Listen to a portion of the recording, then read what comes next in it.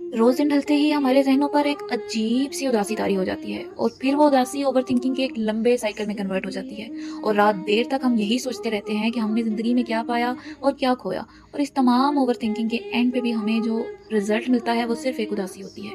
सिर्फ़ अपनी ज़ात में ख़ामियाँ नज़र आती हैं और हम रोज़ाना खुद से ये अहद करके सोते हैं कि कल से अपनी लाइफ़ को डिसिप्लिन करेंगे, अपने ऊपर काम करेंगे, अपनी स्किल्स पे, अपनी ग्रोथ पे, अपने डाइट पे, अपनी हेल्दी ईटिंग पे, एक्सरसाइज़ को ऐड करेंगे, ये सब सोच कर सोते हैं और सुबह फिर उठते-उठते हमें 9, 10, 11 बज जाते हैं। नमाज़ कज़ा हो जाती है, हमें कुछ याद नहीं रहता, सारी मोटिवेशन ठप हो जाती है, जैसे कभी थी ही नहीं और फिर वही साइकिल दोबारा शुरू हो जाता है। वही डूम स्क्रॉलिंग, वही इंस्टाग्राम रील्स, जैसे सबके तो हमें पैसे मिल रहे हों या हमारी ग्रोथ में इसका बहुत बड़ा हिस्सा हो। हम अपने बारे में दोबारा कुछ नहीं करते और इसकी सबसे बड़ी रीज़न ये है कि वो तमाम मोटिवेशन हमें इर्द-गिर्द से मिलती है। हमारे अंदर से जो मोटिवेशन आती है वो नहीं होती। हमें खुद से मोहब्बत नहीं है, हमें सेल्फ लव सिखाया ही नहीं जाता। हमें पता ही नहीं है कि सेल्फ लव क्या होता है, ना हमारी माँओं ने कभी अपनी ज़ात से मोहब्बत की और ना कभी हमने सीखी।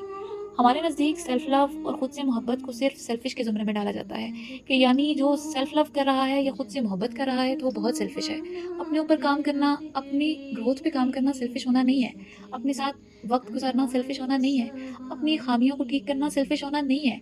अगर आप खुद को नहीं पहचानेंगे, खुद से मोहब्बत नहीं करेंगे तो अपने रब से, जिसने आपको तख़लीक़ किया उससे कैसे मोहब्बत करेंगे? अल्लाह से मोहब्बत करने के लिए सबसे पहले खुद से मोहब्बत करनी पड़ती है।